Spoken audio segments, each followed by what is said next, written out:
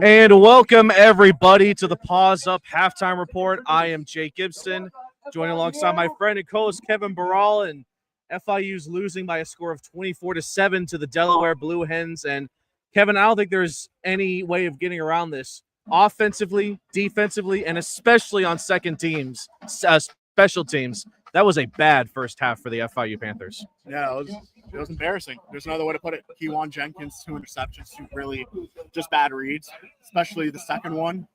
Then the special teams work is just terrible. There's another way to put it. It's been terrible all 3 games they played up to this point. Then especially the end there, the execution of the field goal, terrible too.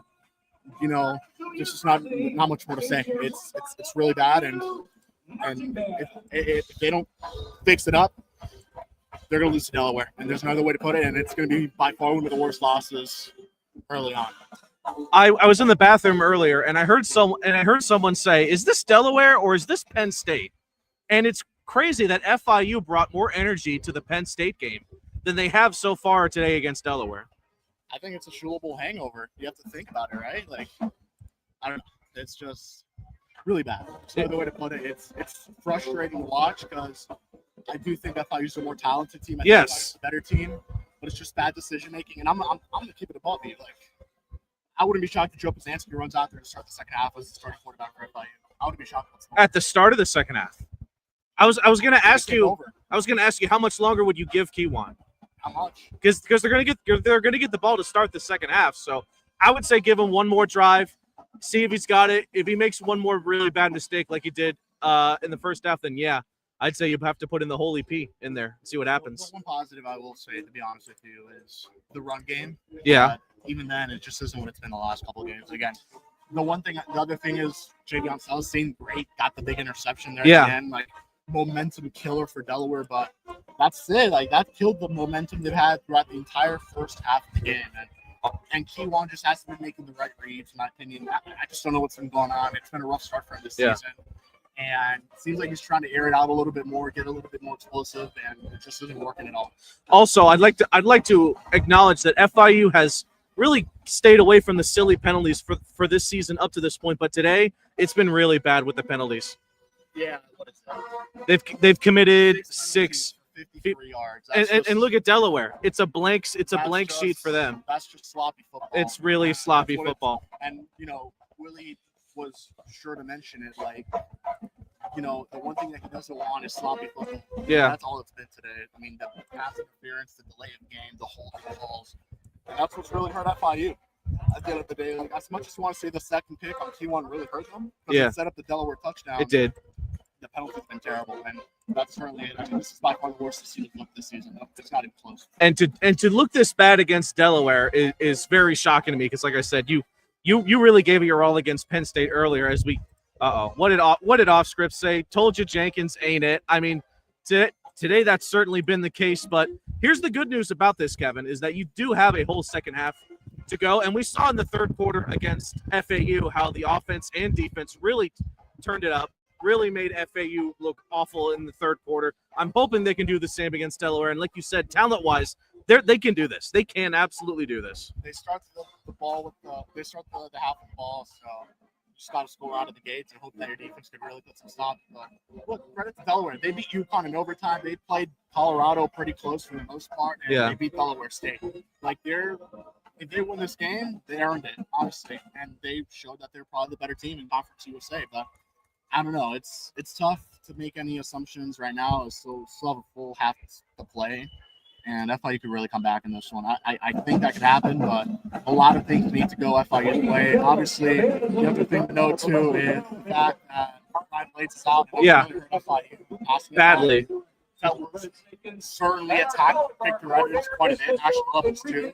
1 penalty for Levels, 1 for Evans, 2 PI, I believe. So, yeah, it's rough. There's another way to put it. It's been tough. Hopefully, it really makes something happen.